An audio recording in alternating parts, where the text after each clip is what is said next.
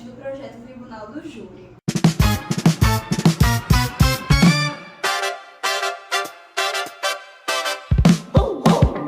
Hoje nós vamos começar com o tema Tribunal do Júri entre estratégia, persuasão e influência externa. Hoje estamos aqui com o Thiago Correia, o advogado, e você pode se apresentar, pessoal. Eu queria primeiramente agradecer pelo convite, fiquei muito honrado quando vocês falaram comigo e para gravar esse primeiro episódio, realmente eu sou um admirador e fã do projeto que já se perpetua aí por mais de 10 anos, se não falha a memória. Então vocês sempre vêm trazendo situações novas para os estudantes, para eles abraçarem não só a teoria, mas como a prática também, e isso eu acho muito interessante.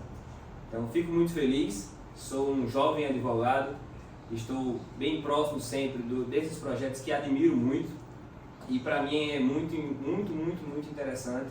O tema do Tribunal do Júri é muito caro.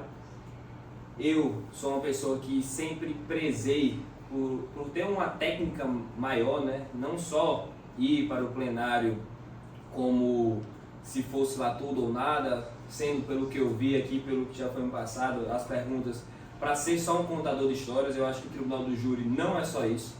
E já fiz alguns júris, já tive a oportunidade de estar algumas vezes em plenário e reputo ser uma das maiores artes da advocacia criminal. Então, para mim é um privilégio estar aqui com vocês hoje para a gente conversar um pouquinho sobre o Tribunal do Júri. Fico muito feliz que você tenha aceitado participar. E, para começar o nosso episódio de hoje, vamos começar com uma pergunta que parece básica, mas que abre portas para um debate muito interessante. No Tribunal do Júri, vence quem tem a melhor tese ou quem melhor apresenta essa tese para os jurados? Eu acredito, assim, na minha humilde opinião, que quem tem uma boa tese, mas que sabe passar essa boa tese. Então, sabendo que ali, no plenário do Tribunal do Júri, as pessoas mais importantes, acredito que fora o réu, que na minha visão é a pessoa mais importante do Tribunal do Júri, do plenário, do processo, nós, como defesa, temos que convencer os jurados, temos que passar essa boa tese, essa boa situação jurídica que nós, operadores do direito, temos uma maior facilidade de uma linguagem para os jurados. A gente precisa ter esse tato, eu diria, de saber de que não está falando com um juiz togado, que tem um conhecimento, por exemplo, do que é uma legítima defesa, do que é um estado de necessidade, do que seria a inexigibilidade de conduta diversa. Eu acredito que um bom advogado de defesa, ele tem que ter essa técnica, mas ele tem que saber passar isso de uma forma leve, de uma forma combativa, para os jurados entenderem o que é que ele está querendo passar, para com isso, de acordo com os fatos e também com a produção probatória que existe no plenário, ter um bom resultado afinal. Acredito que esse aí seria uma boa tese, uma boa situação para um bom advogado de defesa, um bom tribuno, poderíamos dizer assim. Sim. Essa sua resposta, inclusive, já embala na próxima pergunta, que é: como o advogado transforma o juridiquês em algo que o jurado possa entender? Porque nós sabemos que ali são pessoas leigas, que não têm o entendimento do direito e às vezes é difícil, fazer essa conexão. Então, como deveria ser feito isso? Eu diria que trazendo exemplos, tentando colocar o jurado, que é um semelhante, por isso eu acredito de uma grande legitimidade do Tribunal do Júri, de se julgar os crimes contra a vida, do artigo 121 ao 128, mais especificamente no crime de homicídio, vamos dizer, que é colocar, fazer com que aquele semelhante se coloque no banco dos réus. Então, modificar, trazer palavras que eles consigam entender, e na minha visão também, os jurados eles são leigos no direito, mas eles são pessoas do vida, do cotidiano, que muitas vezes assistem TV, têm rede social, são influenciados por isso, têm a sua personalidade, têm o seu entendimento do que é certo e do que é errado. Então, eu acredito que você se comunicar com eles vale também disso, você não só achar que eles são puramente leigos, mas que eles não têm um total conhecimento do direito, mas que eles têm um prévio conhecimento do que aquilo seria certo ou errado, e trazer, fazer com que eles entendam o que você está querendo passar. E não só o que muitas vezes a narrativa do Ministério Público é construída, que também acredito, e pesquisas já apontam, que muitas vezes nós, defesas, a gente já chega no plenário perdendo. Em tese é muito mais fácil você acolher uma situação de uma acusação do que muitas vezes você entender o que a defesa está querendo trazer. Então a gente tem que ser muito sincero, a gente tem que trazer a verdade, a gente tem que andar com a prova ao nosso favor ou com a ausência dela, mas a gente precisa demonstrar aos jurados aquilo que eles precisam e que eles podem entender. E eu acredito que com uma boa equipe, eu nunca fiz um júri sozinho, sempre procuro estar muito bem acompanhado com pessoas aqui do escritório, com amigos parceiros que fazem júri, e que cada um tem um papel fundamental, como, por exemplo, analisar os jurados quando o promotor está falando, as reações, saber se o jurado, quando ele tem essa possibilidade de fazer uma pergunta ou outra para uma testemunha, ou até mesmo para a vítima, caso uma tentativa, ou para o réu. Então isso é muito interessante, você tentar construir o que é que aquele jurado está pensando, e o que é que ele está entendendo sobre aquilo do processo. Sim. Então esse feeling, esse time é muito interessante para um tribuno. Sim. E dá para falar em perfil de jurado? Tem gente mais suscetível a certos tipos de argumentos ou não? Eu acredito que sim. Eu acho que inclusive essa pergunta é muito interessante e muito importante, porque com o decorrer do tempo, né, a gente foi vendo e as pesquisas foram nos mostrando. Inclusive tem um livro muito interessante dos doutrinadores que eu mais admiro, e aqui é um grande tribuno, o professor Rodrigo Falcos, que a gente tem que sair desse achismo de escolher um bom jurado. Hoje em dia a gente tem ferramentas que nos possibilitam analisar de forma prévia de como é cada jurado. Obviamente tem certos limites, até éticos e legais, mas existe a lista dos 25 jurados que são entregues, que são aqueles que possivelmente vão ser sorteados para compor a banca do júri, dos 7. E eu acho que é um papel e um dever da defesa analisar isso e saber com quem você vai lá estar lidando aquilo ali. E sim, na minha visão, existe perfil de jurados para processos com réu X, para processos com réu Y, que sejam numa comarca de interior grande, que seja numa comarca de interior pequena, que seja na capital, que você possa conhecer aquelas pessoas que vão julgar o caso.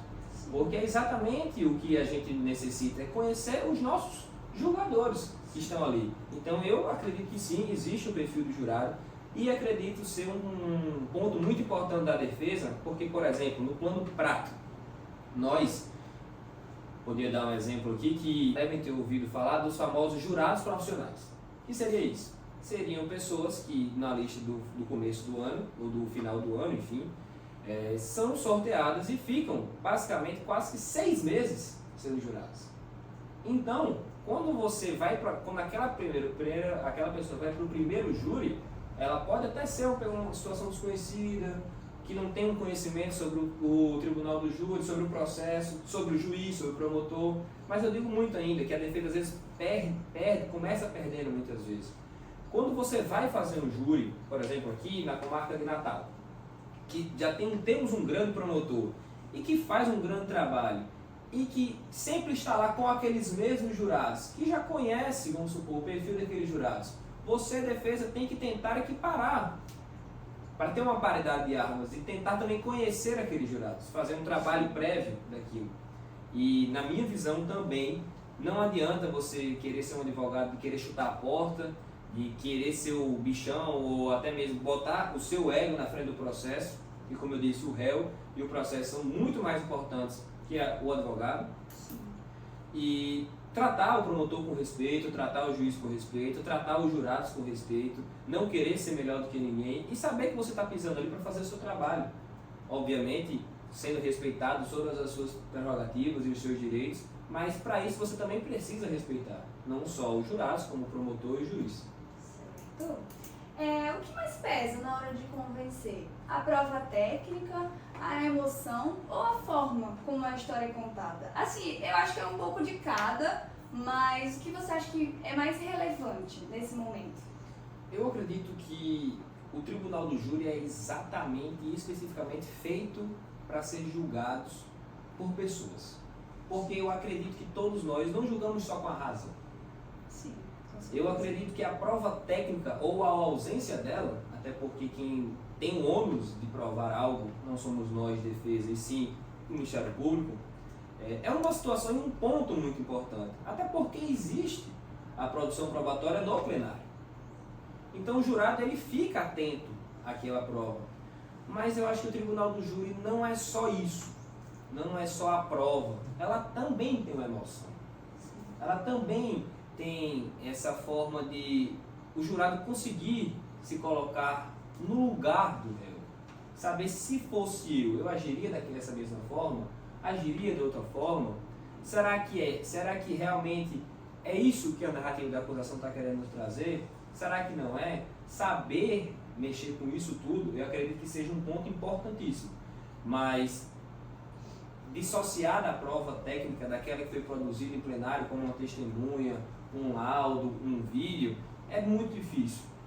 Mas eu acredito que tem uma frase que já ouvi, que o tribunal do júri é feito sim para absolver culpados. O tribunal do júri é feito para absolver culpados, porque em alguns momentos, em algumas situações de que um juiz leigo, tranquilamente e de acordo com a letra fria da lei, ele iria condenar aquele réu, aquele semelhante que está do outro lado, ele pode se colocar no lugar daquele réu e pela sua íntima convicção, sem precisar fundamentar, dando um sim ou um não, ele pode absolver aquele réu. Então eu acredito que essa é a magia do tribunal do júri. É muito importante justamente por isso, porque traz essa possibilidade de não ser só a interpretação do que está ali na norma e pronto, né? Isso abre possibilidade de pessoas serem inocentadas em situações que a gente vê que realmente fazem sentido. Como acontece, por exemplo, no dia a dia, a gente viu, teve várias reportagens, né? O direito penal sempre está na televisão, existem diversos especialistas de direito penal e de júri por aí, mas muitos não entendem de nada.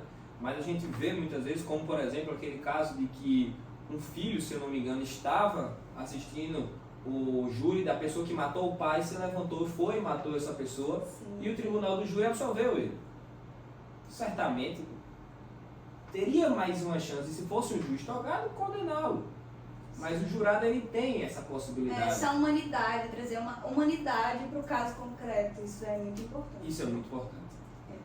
Bom, no duelo entre acusação e defesa, como funciona essa estratégia? Tem toda uma pré-definição antes, ou também muita coisa acontece no improviso? Porque sabemos que às vezes tem alguns argumentos que são surpresa, né? A gente chega lá, caramba, isso aí eu não esperava. Como é essa situação para você? Eu acredito assim que um bom tribuno ele tem que saber improvisar, mas que ir no improviso não. A gente tem todo um tempo de preparação. Eu sempre digo que a defesa ela tem a obrigação de ler todos os autos, de ler tudo que existe no processo, de ir para o tribunal do júri, para o plenário, com tudo pronto. Se tiver algum improviso, aí seria a arte de improvisar na hora, mas não ir 100% de se vira nos 30. Acredito que esse não seria a melhor estratégia. E com relação a esse duelo, vamos dizer assim, com a acusação, eu não gosto nem muito de usar essa expressão, porque ali se tem um respeito mútuo, né? Tem uma narrativa criada ou provada ou tentada ser provada pelo Ministério Público, e tem a defesa do outro lado que sempre defende direitos e garantias fundamentais, sejam eles inerentes àquele acusado ou qualquer outra pessoa. E eu já tive o grande privilégio de aqui no Estado estar e fazer plenários com dois grandes promotores de justiça. Um inclusive se aposentou acho que esse mês. Foi o primeiro júri que eu fiz na minha vida, inclusive foi em Mossoró, Dr. Armando. Ele se aposentou com mais de 1.400 júris. Então, quando a gente chegou em Mossoró para fazer aquele júri, não foi só eu, foram eu com uma equipe, grandes colegas e amigos até hoje, conseguimos a absolvição do nosso cliente. E depois a gente conversou com ele até brincou falando sorte de principiante. Então, assim, sempre um respeito muito grande pelo que ele estava tentando condenar ou provar aquela situação que para ele seria a verdade e de forma enfim, contundente, e para a nossa visão não seria, e conseguimos obter a nossa tese, que era de negativa de autoria nesse processo. Mas eu acredito que a gente aprende também muito com o Ministério Público, um Ministério Público justo, um Ministério Público leal, aquele que se atém às provas dos autos, aquele que também não quer a todo custo, né, só acusar ou só, enfim, condenar aquela pessoa que, se não tiver uma prova robusta.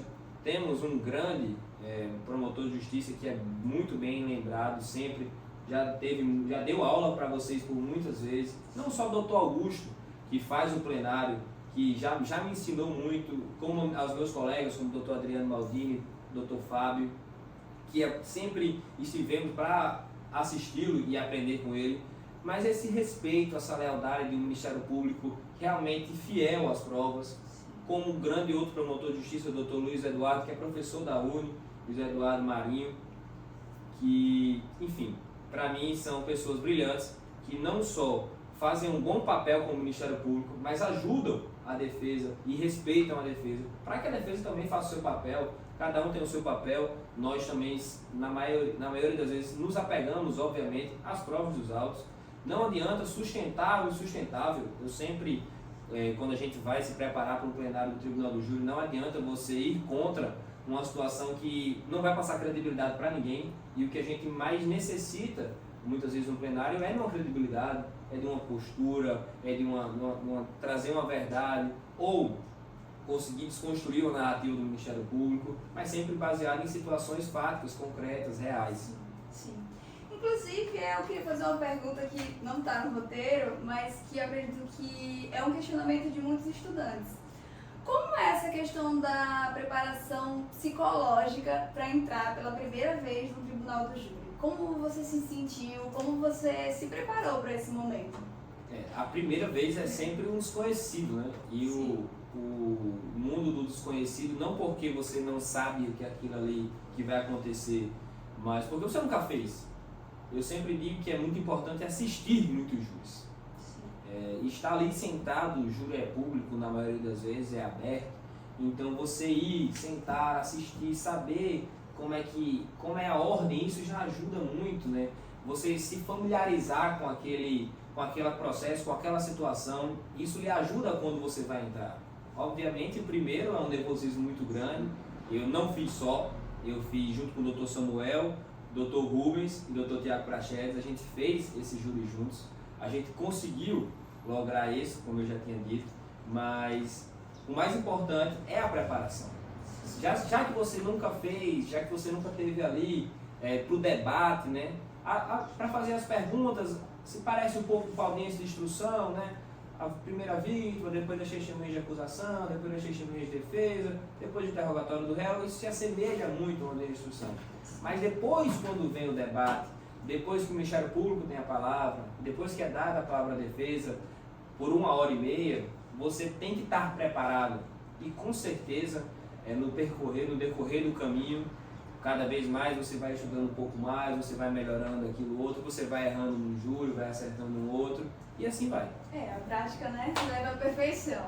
Bom, voltando a falar sobre essa relação entre promotoria e defesa, como cada lado faz a leitura da outra parte enquanto ele está falando? Esse é um ponto interessante.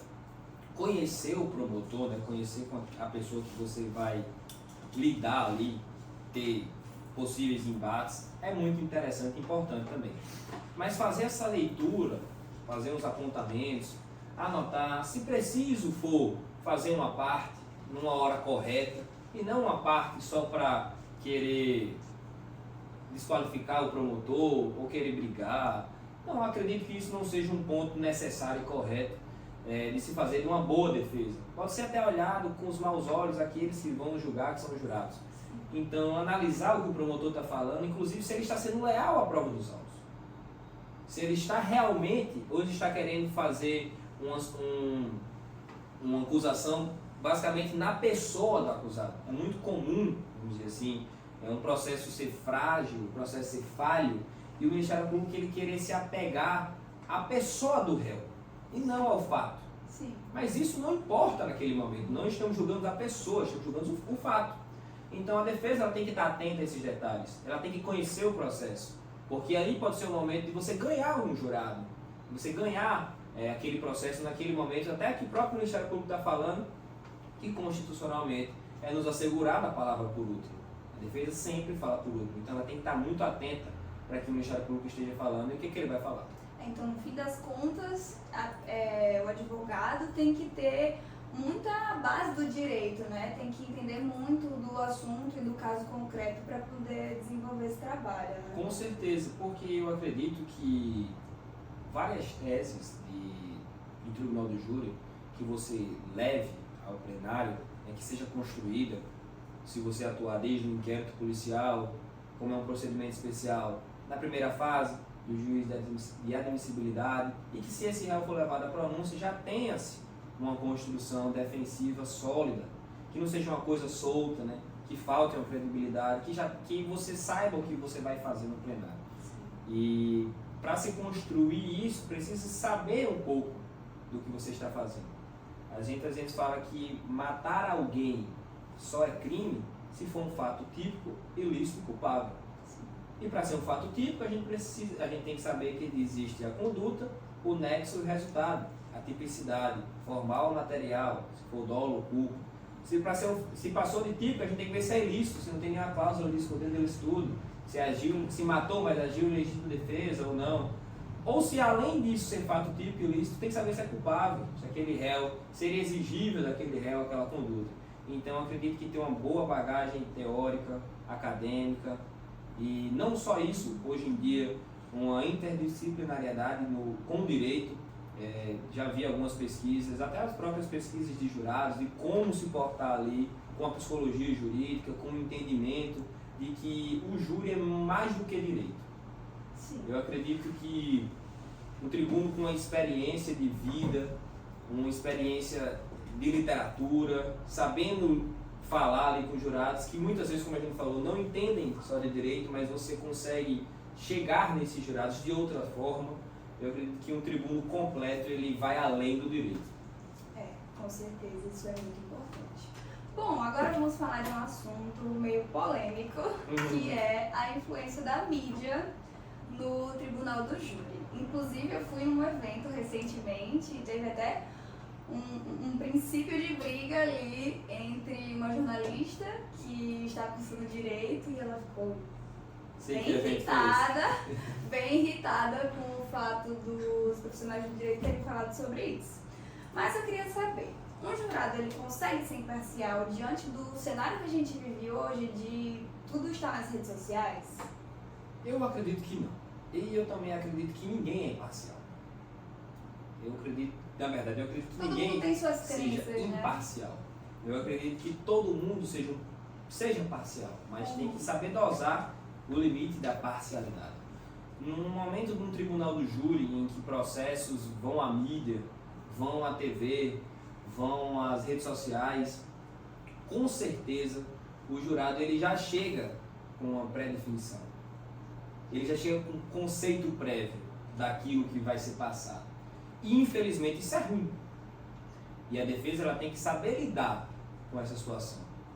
Muitas vezes, se o processo está na mídia e só está tendendo à acusação, você tem que saber lidar e como é que você vai chegar de uma forma interessante, inteligente, para saber refutar aquilo, mas sempre colocando-se e botando-se a pensar que o réu e o processo são muito mais importantes do que você advogar, do que você aparecer na mídia, do que você dar uma entrevista para A, B ou C.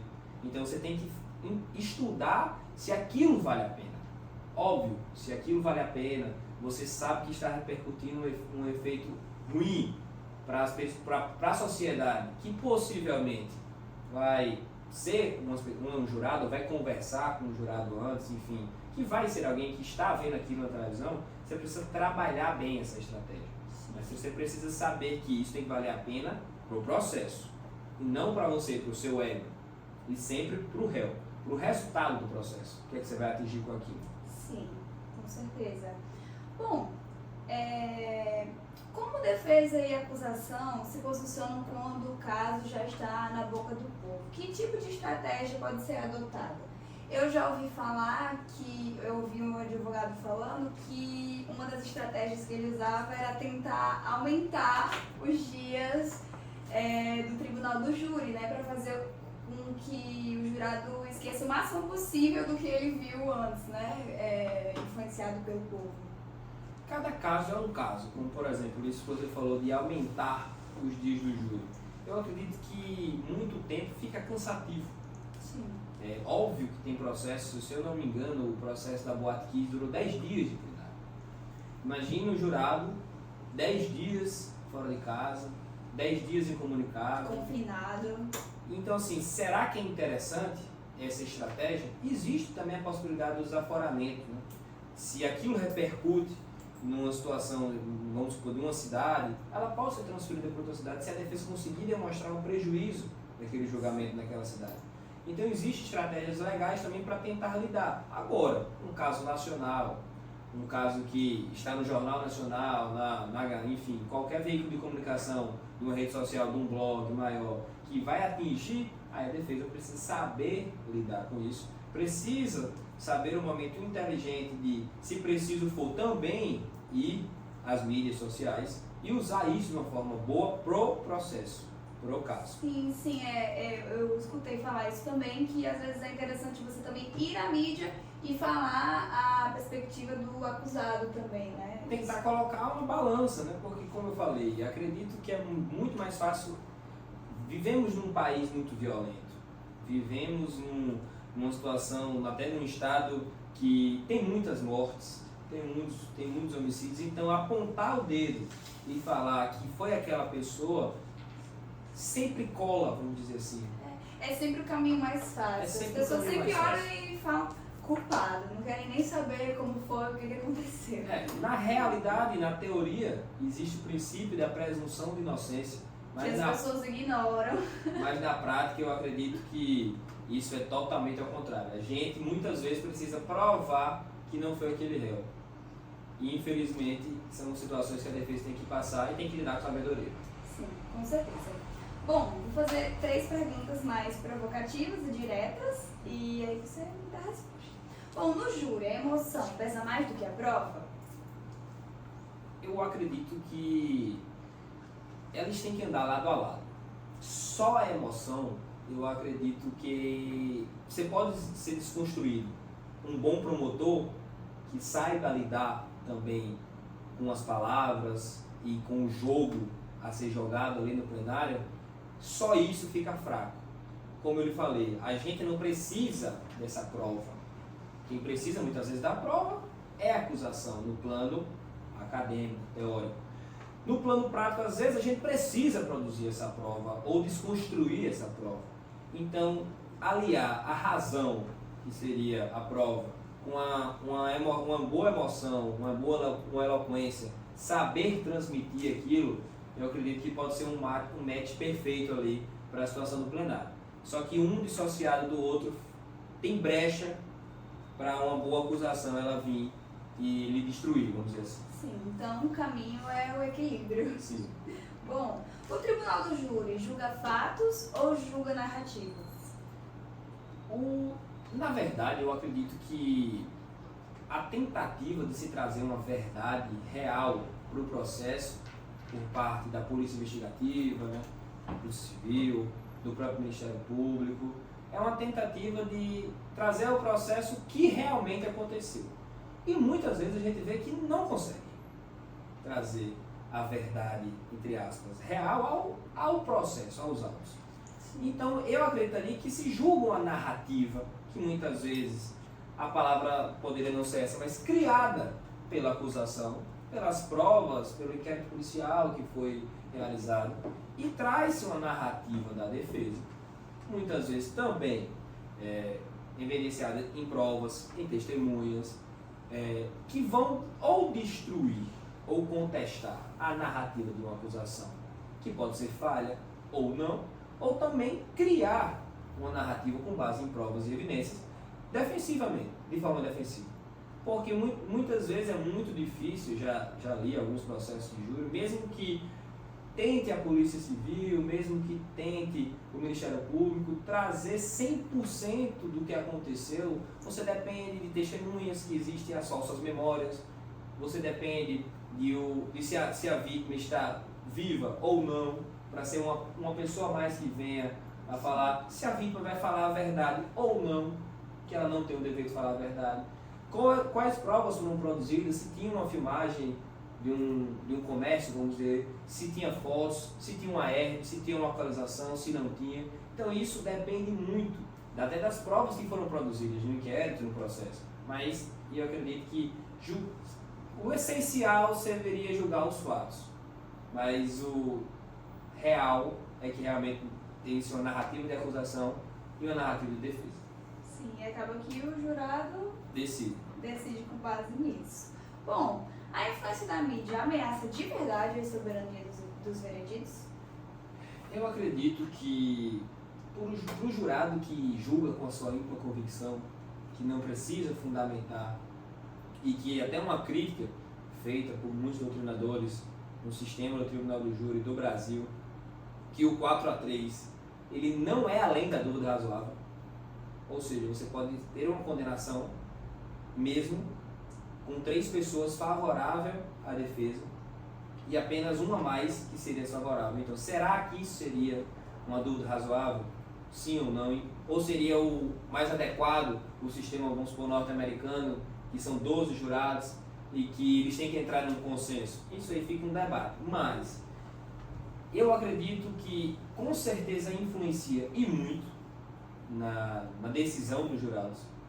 E, mais uma vez, a defesa tem que começar sabendo que está acontecendo naquele jogo e que muitas vezes está perdendo e conseguir ir convencendo de que muitas vezes a narrativa que se foi criada nas mídias sociais, inclusive hoje em dia, que podem ser pagas por fulano ou ciclano, que acontece como sempre aconteceu, ela precisa ser analisada do que foi produzido no plenário. A gente precisa esquecer que da porta para fora existe tudo como vivemos em uma sociedade democrática e que tem o jornalismo que pode ser feito, enfim, de forma ética ou não, sabemos o que acontece, na maioria das vezes de forma ética, mas que da porta para dentro do plenário, daquele momento após o juramento que os jurados fazem, que eles precisam que com sua íntima convicção decidam o que foi produzido no plenário. A gente precisa tentar... Inclusive, advogados lembram os jurados sobre isso, né? Com certeza, a gente precisa saber, e no caso concreto, né, por isso que a gente tem uma grande fala que todo advogado pode responder que é depende, que depende do caso, depende da hora, depende do dia, depende do fato. Então a gente precisa sentir aquilo, a gente precisa saber como e quando agir. Ok, bom, vamos falar sobre o que realmente convence o júri. Uma tese juridicamente impecável, ela pode perder por uma tese emocionalmente muito forte? Eu acredito que uma tese juridicamente impecável, que ela não for transmitida de uma maneira forte, de uma maneira interessante, ela tende a não ter um bom êxito. Eu acredito que essas duas vertentes elas têm que seguir o mesmo plano. Existem teses que são juridicamente fortes, como, por exemplo, vamos dar um exemplo aqui, vamos ao extremo, não vamos dar exemplos concretos, porque, enfim, não seria interessante, mas um caso de que tem se provado uma autoria e uma materialidade de um pai. Posso trazer um caso até público, né? De um pai que foi absolvido por matar o genro, se não me engano, que abusava sexualmente e que batia na filha. Sim, eu vi. Ou seja, se você parar para pensar, o Ministério Público tem uma tese muito forte, que nós não vivemos mais em dias de que seria olho por olho, dedo por dedo. Ele teria sim tido o dolo e a vontade de matar aquela pessoa ou não, isso aí se teria que analisar o inquérito e o processo, mas com certeza a defesa trouxe uma tese emocionalmente muito forte. E que pelo interrogatório que tive a chance não de ver só pelo jornal, e me baseando só nisso, que os jurados, acredito que se colocaram no lugar não só daquele pai, mas como também daquela mulher. Em toda a sistemática de violência, infelizmente, que vivemos hoje em dia contra a mulher e que precisa ser combatida, acredito que nesse caso, como a gente falou anteriormente, o júri serviu justamente para uma tese que pode ser além do direito, mas que ela é emocionalmente muito forte, mas ela também é baseada no direito, poderíamos dizer que seria o fato típico, seria o fato ilícito, mas não seria culpável por pensar como sociedade de que não deveríamos exigir que aquele pai não fizesse aquilo. Então, mesmo com a tese moral, emocionalmente forte, tem-se uma base legal. Por exemplo, uma ausência de culpabilidade. Eu acredito que elas têm que andar nesse equilíbrio, sempre. Sim, com certeza. Acaba que o jurado sempre vai ter que ter um equilíbrio ali entre razão e emoção para tomar a decisão dele. Bom, onde está o limite entre persuasão legítima e manipulação? Eu acredito que um advogado que preze pela sua ética, pelo respeito que tem à própria instituição, à própria profissão, e aos pares, ao promotor, aos jurados, ao juiz, não joga com manipulação. Isso, se a gente for parar para analisar, seria uma questão de ponto de vista, de narrativa, de uma situação que o advogado entende, que tem uma testemunha que fala sobre isso e que acredita nela, e que tem um Ministério Público que tenta desqualificar ou fragilizar esse depoimento. Mas manipular, não jogar com a verdade, eu acredito que não é uma boa estratégia. Porque além de ser uma situação que não seria uma situação ética, existe uma fragilidade muito grande se isso fosse mascarado. Então você perderia totalmente a sua credibilidade perante aquele corpo de jurados, também perante o promotor, perante o juiz, e que não seria interessante. Eu acredito que nós, como defesa, que tem-se um pensamento que a gente às vezes faz de tudo, o impossível e o possível para livrar essa pessoa, eu acredito que a gente faz o possível e o impossível de acordo com os limites legais, protegendo sempre direitos e garantias fundamentais, o devido processo legal, a ampla defesa e, obviamente, não querendo produzir provas falsas, trazendo provas que não existem, comprando testemunhas, produzindo laudos frajudos. Eu acredito que isso não é uma boa estratégia. Hoje em dia, pautar pela legalidade, pela ética e sempre trabalhar com a verdade é um dos melhores caminhos. Seguir o caminho correto sempre será a melhor escolha, porque quando você não segue esse caminho, com certeza terá consequências. Bom, como é o processo de transformar uma tese técnica em algo que o jurado possa sentir verdadeiramente? É um trabalho que a defesa faz, que é um ponto principal. Quando escolhemos, vamos dizer assim, né? Não escolhemos, mas é escolhido pelo processo, a tese que a defesa vai sustentar, seja ela a tese principal ou se tiver alguma tese subsidiária, a construção desse pensamento para ser repassado para os jurados não precisa e não pode ser só no momento dos debates. Desde o momento da produção probatória no plenário, com os jurados, seja demonstrando um laudo, inquirindo uma testemunha, fazendo o interrogatório do réu, ou até mesmo perguntando para a vítima, já se começa a entender o que é que a defesa vai agir naquele plenário, o que é que ela vai sustentar. Então, com 1h30, talvez só nos debates, se tiver réplica do Ministério Público com a tréplica da defesa, sim, eu acredito que a melhor estratégia seria, desde o princípio, já trazer esse entendimento do que se irá ser sustentado aos jurados. Porque eles já vão incutindo nas suas mentes, já vão entendendo, já vão racionalizando o que é que a defesa está tentando demonstrar para eles nesse caso. Porque muitas vezes não se pode utilizar como argumento de autoridade a pronúncia pelo Ministério Público, porque tem pode a defesa arguir uma nulidade, mas é lida a pronúncia aos jurados. Então, em tese, eles já sabem daquilo ali. E aquilo já pesa, vamos dizer que intrinsecamente, subjetivamente, tendendo a uma acusação.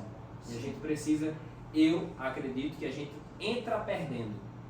E a gente, cada tempo que passa no júri, cada pergunta, cada fala, a gente vai, se for para ganhar, vai ganhando um jurado, outro, vai analisando o que é que aquilo, o que é que está fazendo mais efeito, o que é que não está, como se formou o corpo de jurados, porque a gente tem 3 recusas imotivadas.